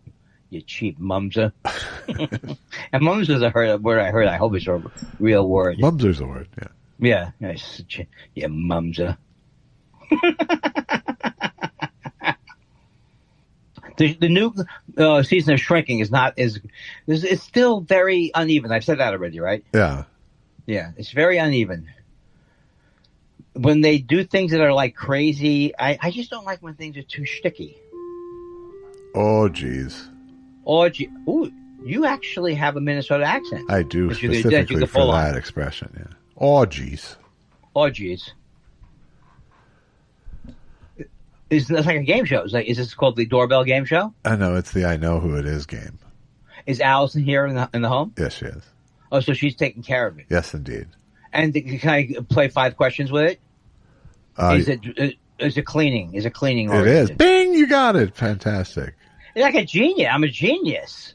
And I don't give myself enough credit for the kind of intelligence I have. No, you do. You don't think? You do. I told you sad stories about my mean daddy. It's true. He used to go, "Hey, stupid," and I go, "What?" And he goes, "Yeah." So obviously you answer to it, stuff like that. Did you do that? No. My dad. Everyone loved my dad until they didn't. Right. That's a classic thing. It was good till it wasn't. I used to do a thing like, seemed like a nice enough guy at first. Well, I'm very excited, and you're probably gonna. Who cares? But I'm very excited. The Menendez brothers are going to be released from prison. Are you? Yes, because they absolutely. They shouldn't have been killed, but they shouldn't have been having sex with their children. And the guy was a monster, and he's had sex with the guys in Menudo. He really was a monster. So the whole thing, like that Barbara Walters tried to do, of like, how could you kill your parents? The first day it happened, I said, you don't kill both your parents unless there's something. You don't both kill your parents unless something's going on in the family dynamic. Right. So I think they should have been released a long time ago. But on the bright side, no sibling rivalry. I think they may get released, though. Gascon. It looks like they will. I don't know much about Gascon. Are we re-electing him? I don't think so. I think he's gonna. I think this might be his blaze of glory. He's had some problems, right? I think people are a little bit in the not soft on crime mode right now, and he's perceived as a criminal lover. Yeah. Now, what are you doing with 33? No or yes? I don't remember what I did. Honestly. Well, you have to tell me because I need to vote. Well, find a trustworthy source to explain it to you. I imagine today you're getting all excited. You're getting your Dodger blue on. I'm going to the game. I bought tickets. You're such a liar. I bought field Loge. Liar. 2 in the Loge. I said 2 in the Loge, 6,000. Get me 2 in the Loge, 6,000. I'm not going over 12,000. Took it right up the Loge. Why do I enjoy saying Loge, but I think it's me only being Shea Stadium if they had a Loge. No, there's a Loge at Dodger Stadium, yeah. I've never been up high. It looks scary up high. We were up high at your bachelor party. We were Shut pretty up. high. You're not it was supposed like to you do bought that. the worst fucking seats for that. Shut up. Shut up now. Shut up. Oh, did I at least supply the horrible I've never tickets? seen a group picture where everyone had a nosebleed. We had a wonderful meal this week that I'd like to tell everybody about. All right. Frank Conniff, Uh-huh. Josh, Elvis, Weinstein, and I. And let me tell you something. Or as I like to say at my lunch with Al Cocker and geriatric. Al Cocker and geriatric. And was it a deli? Yes. There was a Was deli. there a lot of talk about the food? Yes. We can say, do we care where it was? I don't, but if you want. Arts. Bam! Boom. I went Don't go there anymore. I'm not going there now. Did you not enjoy your Reuben? I loved it. No, I loved it. And in fact, I got two very good advice from Mr. Josh. The first advice was to go with the Reuben, the lighter side of the Reuben, which is less meat. Uh-huh. And so it was delicious. And the French fries, delicious. Everything. And then you gave me other information that was also good because I'm always like, I'll have the rest of this sandwich when I get home. But then I start wanting some of the rest of the sandwich. And you're like, it's not going to heat up well. Boom. I was diving into it.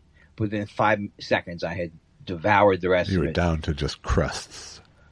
Oh, my God. And the thing about it's fun to be with friends that you like and not in your home. It's good to be. And it just seems like you guys have been doing it. Well, Frank wasn't doing it that much, right? During the pandemic? No, he was. Right. But you.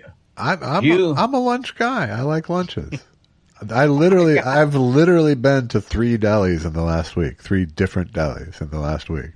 Well, because you, what were the 3 different? Did you go to Brent's? I went to Brent's, I went to Art's, and I went to Uncle Bernie's yesterday. Where's Uncle Bernie's? In Encino? Yes. How is Uncle Bernie's? It is a notch below those others. I mean, the order of goodness is Brent's, Art's, Uncle Bernie's. However, Uncle Bernie's is a legitimate step down price wise. Oh, it is. Yeah. Oh, wow. I would say about 30% cheaper. Wow, and I remember their soup was very good. I think it is. Yeah, I didn't have it, but everyone I've been with who had it went, no, it was good soup. We had many discussions like that. For example, we've had discussions like, I am going to order from DoorDash. I will be ordering Jersey Mike's one of these days because I'm out of ideas. And you always say to me, call me up and go, it's a Jersey Mike thing. I say, stop doing your DeVito impression. And then we saw this other sandwich place, Mr. Scaducci, and you said the portions were so small. The food was, but the portions were so small.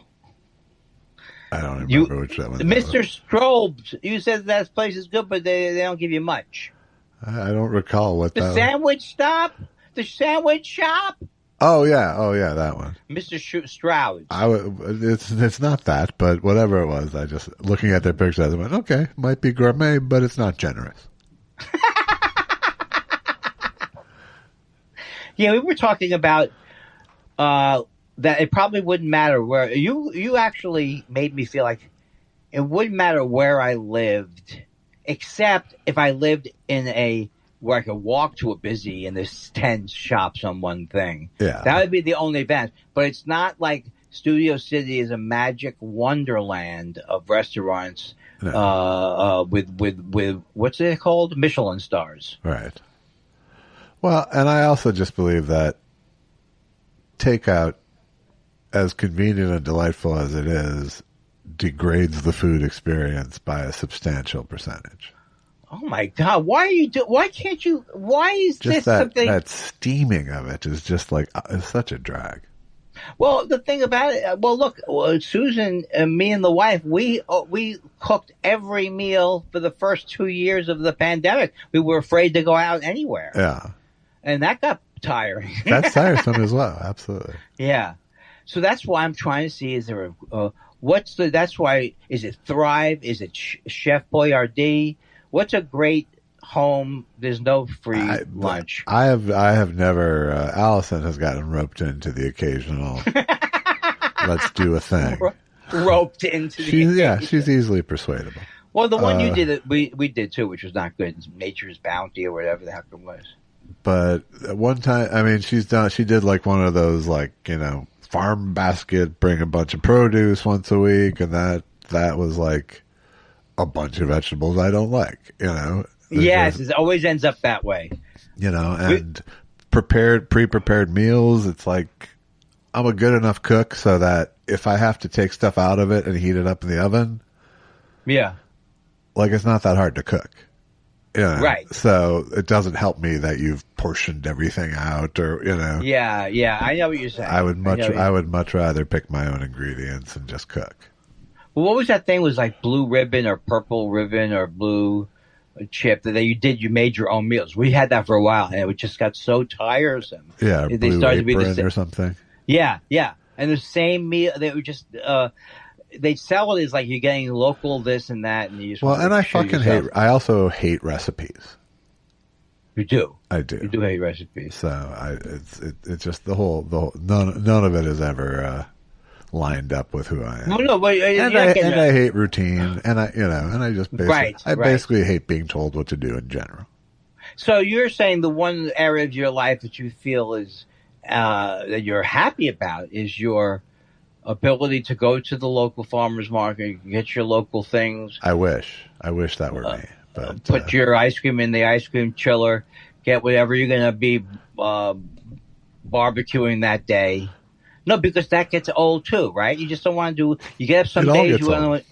It all gets old. So what's the answer? Oh, chef. The problem, you know what it is? Is it's like, you have to eat every day for decades and decades. It gets a little boring. That's just the fact of the matter. So that's true. But my image when I first came out to LA and I was depressed. I both admire and recoil at those people who can eat the same meal every day, or for whom food is a matter of fact proposal. Just, I have to eat it, so I'll eat this chicken and broccoli every day. Those people shouldn't be allowed to have food. That's how I feel about it. Well, they should at least have Soylent Green or something. You're right. But, the thing is, when I moved here from New York and I was depressed for the first 9 years, I had remembered New York as a magical wonderland but now I don't like the Chinese food that I used to like when I grew up. All right. So it's like my memory of New York was more as a kid, maybe with an undeveloped palate. Yeah. So I was sad when I came out here. Oh, and I was sad too that things closed earlier. But now in New York that's a myth about New York too. You can't get it. Oh, it's 1 a.m. Let's go to a French restaurant. No, it's not going to happen. No. No, the margins are too tight to stay open extra hours in the restaurant business now. Yeah, I mean, you probably can always find a raise, which might not be the original. Yeah, no, it's possible to eat late in New York, yes, but it's not ubiquitous. It's not a magic. It's not a magic. It is a city that sleeps. Yes, it used to be. But it was shocking how early a town L.A. was when I first moved out. Oh, here. Yeah, I know. It was really like nothing happened after 10. I know, and that remains true, right? I think less so, but it was like, I think part of it was just like, it was back when, everybody woke up to work out every morning. And that, Well, I always think of places like Los Feliz, you can, eat late night dining, but it's probably not that much. You have Fred 62 and that's it. Yeah.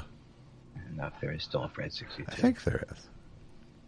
I used to like Fred 62. I don't know why I'm whispering. I don't want anybody from the... I don't want anybody from... You're about to nod off. I don't want anybody from the show hearing about this. Okay. Let's go to questions. Wait a second. All right. There's a way of saying let's go to questions that doesn't have that thing of like, my God, you're the most boring human being on the earth. I can't take 10 more minutes of your stupid opinions. Let's go to the questions. That's how it sounds to me. Should I try it again? Yeah. All right.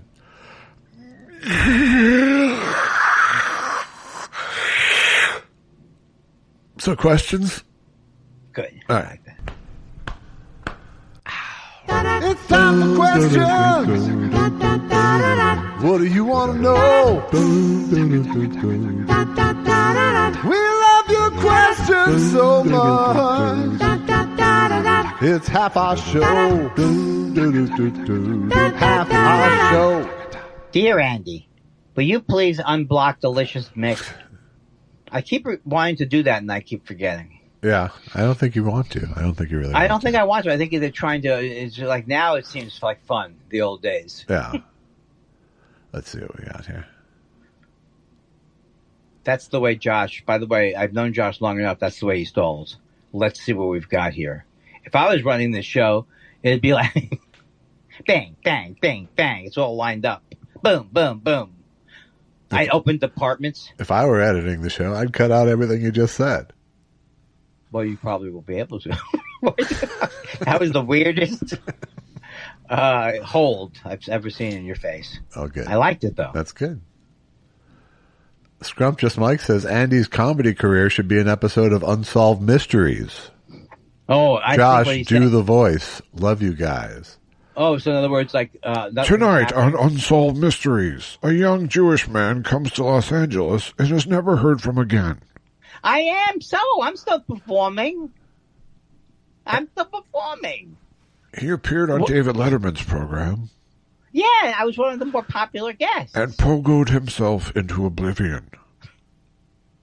Isn't that the Nightline? Wait, what's the difference between that guy and the other guy? Our frontline cameras. They're having a frontline special, who to vote for. I don't need a frontline special for that. I'm going to be interested. We will do a side-by-side comparison of our two choices to lead the democracy forward.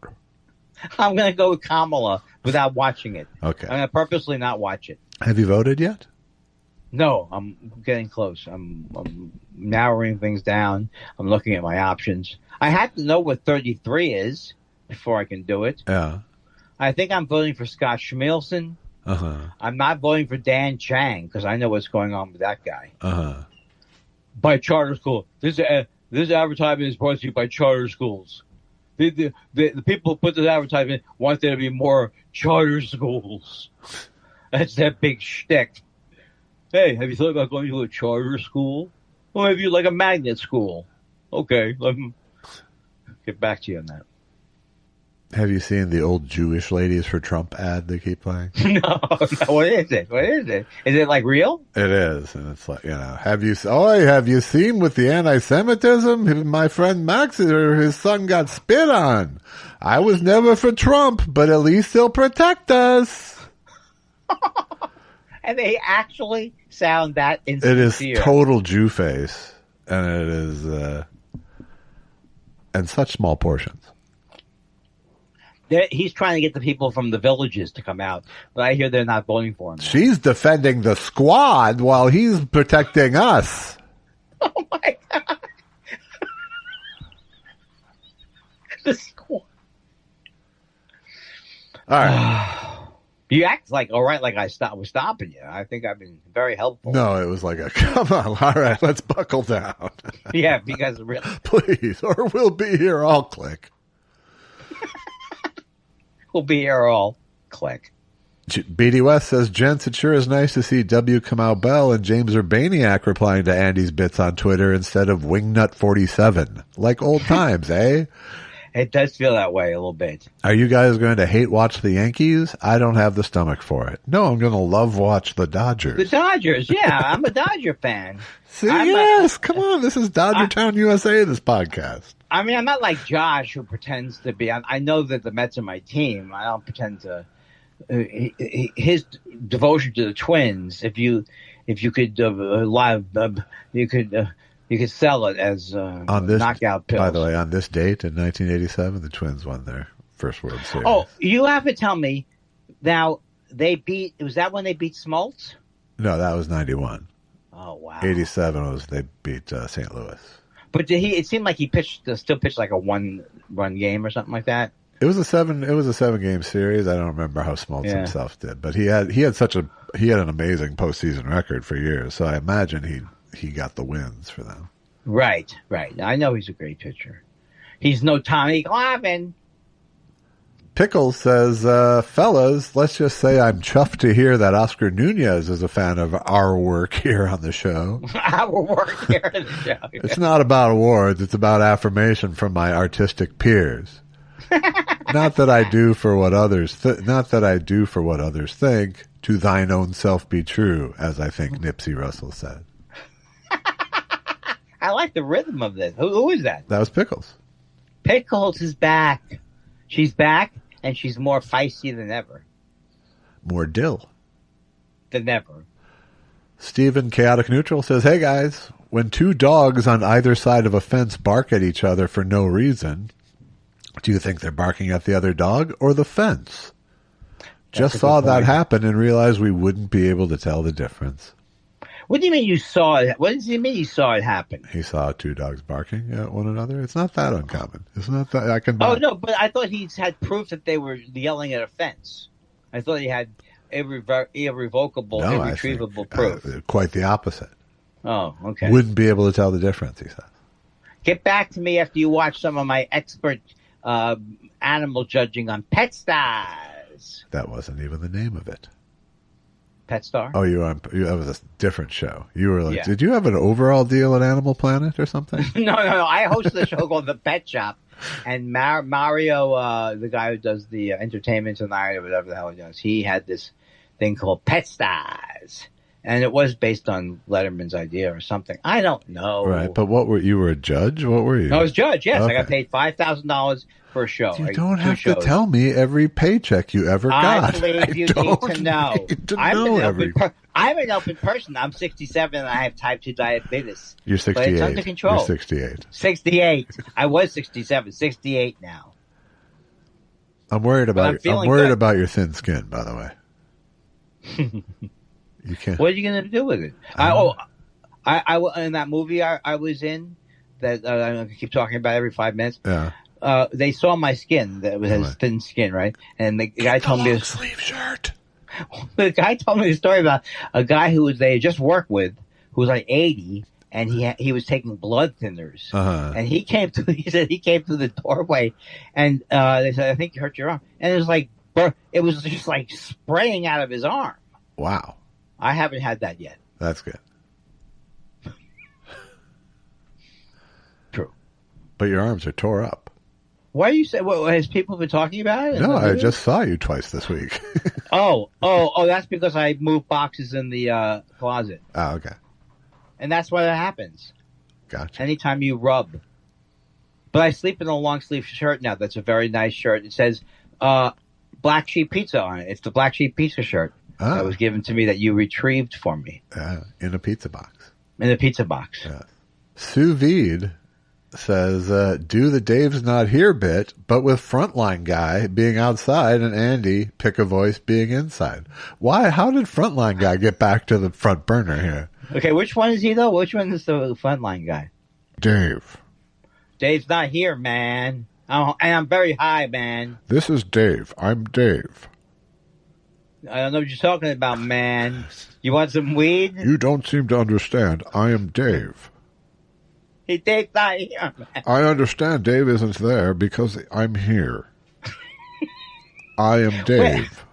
No, but now you're claiming that would only work if the guy the host of Dateline or Nightline or whatever it is, the Tomorrow Show, was that guy. That's exactly what they asked us to do. Is his name...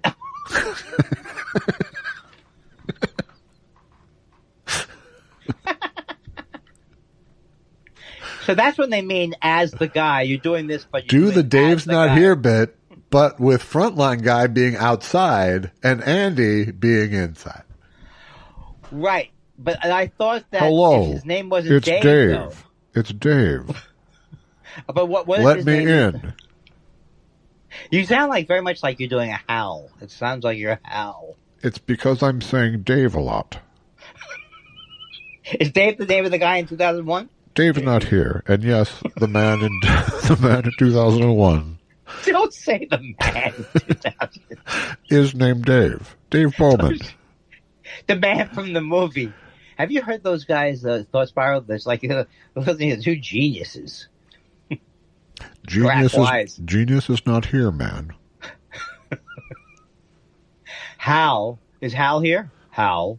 Talk to me like the guy in Hal. I can't do this bit, Dave. I hear. Is that my career that seems to be coming towards the house? Your career is now a star baby. Oh, we have fun here. We really do have fun. I don't know why I've been complaining about it on Reddit. Seth Dick III says, if she loses, how many of our best and brightest will be out of the country on 1/20/25? I refuse to court that conclusion. It's not going to happen. She's going to win. We're all going to stay and fight? Oh, no. No, She's I'm going to gone. win. She's going to win. Yeah, she's going to win. Walt Nauta says he's going to get elected, sworn in, do his pardons, then resign and let JD pardon him. Wow. And that's an insider. That's Walt Nauta. I mean, that's like it is. It's spelled the same way, right? I assume. Spelled the correct way. Nauta. This must be him. Yes. Oh, yeah. Okay. With a pronunciation guide and everything. You can't lie on the Twitter. You can't. Without getting caught. Not on our show. Not on my watch. Tweet Pahara says Johnny Carson as Karnak. Sis boom ba. The sound of a sheep exploding. Does this joke work? The ba after the explosion? The sis? Did the sheep have a fuse? Am I overanalyzing the joke? Yes. The sheep had a fuse. Oh, sis boom ba. Sis boom ba.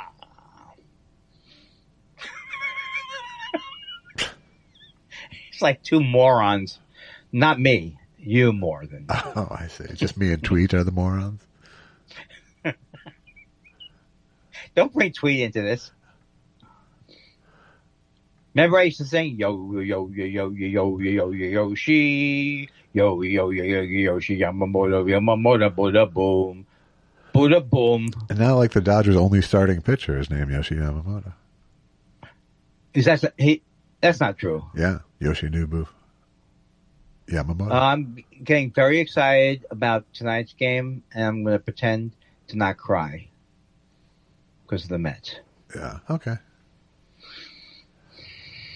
I'm not sure how someone pretends to not cry. Oh, I'm not crying. I'm not crying. What do you have these stored in the box? What do you have these in a combination lock? Each different letter? Yes, that's where I keep my contempt for you. Lockbox. Dan Wade says, hey, Josh, it was actually Tom Stoppard. See, son of a bitch. Bitch, they won't let it go. Parush says, Mr. Weinstein, come into my office, please. Mr. Weinstein, do you understand that there's an election coming? Have you crossed your fingers and dotted your ballots? That's good. We don't need to do it now. He does you better than you. Well, who doesn't? We all do. Yeah. And a third thing. Plus the Jews. Hey, guys, says Dan Marsh. If you'd been assigned female at birth, what's a girl's name that was popular at the time in your hometown would you have been given? Or would you have been named after a female relative? I was going to be named Susan, interestingly enough, if that's interesting to people. That's interesting. That was the enough. name. That was the name. I was going to be named the same name my wife has. Susan. I don't know what was popular then, but there was no Dee Dee. Dee Dee wasn't popular. There was no Morticia Adams, very few Morticias. Oh. Amy. There were a lot of Amy's. I would have probably been named after a relative with at least an initial. True.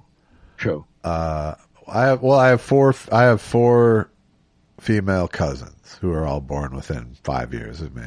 Oh. And their names are Sarah, Debbie, Melissa, and Hillary. Hillary is more old school. Melissa is an evergreen. Tony's good. And the fourth one you said. And I think Sarah and Debbie were both named after dead ants. Dead ant, dead ant, You mean, why would you name it after a dead ant? They're such small little... How was good? He punched me in the face. He punched me in the camera face. Delicious Mick. He was already there, I thought. No, that was Scrumptious Mike. Okay. Hi, Delicious Mick. I had no idea your wife's ex-husband referring to you as Mr. Josh. That must feel somewhat demeaning. It's not really demeaning, but it took me a while to adjust to it. He uses it with endearment to even our kid, for example. So. Yeah, it's not. You can't pin that on. I think the time he tried to shoot you is the thing. Would you prefer Sir Joshington, J-Dog, or perhaps a third thing? Seriously, though, what do you think she ever saw in him? Oh, and you never answered my question about walking a girl home from school. Did you do that, or was it not kosher? Love the show. Andy, unblock me. Well, who's that? Who do you think it is? Is it Delicious Mick? Yes. All right, I got to write it down. We talked about this at the beginning of the question. Every week I write it down. I write it down in the same place. Delicious Mick. Okay. It's going to be your rosebud. I don't recall walking a girl home from school. I drove a girl home from school later on. But yeah, maybe. But when I was in school, I was trying to get some action. Sure. I was saying. And what did my wife see in her ex-husband? I don't know. Talented man in a successful band. Hard to resist.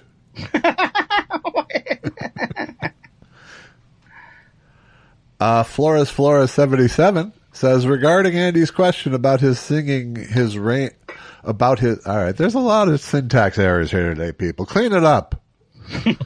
Don't get mad at them. All right, thank you. I apologize. I'm sorry. Regarding Andy's questions about his singing, his range, his falsetto, and his musical prowess, I have a one-word answer. That word is karaoke or karaoke. Why? Because it's Thought Spiral's next live event. Thought Spiral hits the town, hosted by Josh and Andy. Bring the wives, bring that Gruber guy, and we know that Oscar Nunez is a fan, and I think he's quite musical. Maybe he would go. Also, if you want to impress him with your knowledge of the U.S. office, his character name was also Oscar. Very easy to remember. Peace and love. I think you got a lot of exciting ideas there. When we do go back into the let's do this in the live setting. Event business that we've thrived in so pre-pandemic. Wasn't that wait, don't tell me? Didn't they go around the country? I'm about ready to take our stable of DJs off retainer now. Daisy Petunia says, ever since the pandemic, when I was preparing all the meals for myself and my family, everything goes full circle here today. That's the way that we do it. That's the way it's such a great... When I was preparing all the meals for myself and my family, I find myself being uninterested in any meals that I prepare myself. They're delicious and my family loves them, but I would just prefer to have somebody else take care of me. Why the fuck can't anybody in my family understand this? I can relate, Daisy P. I relate too. I relate to you 100%. I can't remember the question now. The real reason is my wife is unable to cook based on her unwillingness to cook. Oh, okay, but she could cook though. Well, I mean, but who wants that? Yeah. Who wants a reluctant cook? Exactly. You can taste resentment in all food, in my opinion. Zeke Fossey says, how much celebrity cock have you seen and do any evoke memories? Well, he didn't say cock. He went C-CK. Oh, okay. I've seen a lot of it, but I don't think this is the proper forum to talk about it. How much cock I've seen. I just don't want to talk about it. Well, the real truth is there's not a lot of showbiz locker rooms. It's true. Except in the movie Punchline. Anybody famous gets their own little honey wagon. And And people don't show their cocks like they used to in this age of smartphones. No, there's no. I heard about. They'll Arnold send it Palmer's. privately, but they don't wave them out there for everyone to photograph. True. Not with the advent of dick pics. What's the point? Exactly. I can just quickly send a shot. Since dick pics, I don't feel like expose. Even Louis C.K. says he does less exposing. No, these days. These days. Yes. Hey, if you'd like to support all this fun we're having, go to buymeacoffee.com/thoughtspiral. And here's the thing, folks. Oh, he's searching for the button. He has no grace. He has no skills at this. I don't like you anymore. I'm very mad at you, you bad person. But go away. Best Bob, best Bob, best Bob, best Bob, best Bob, best Bob.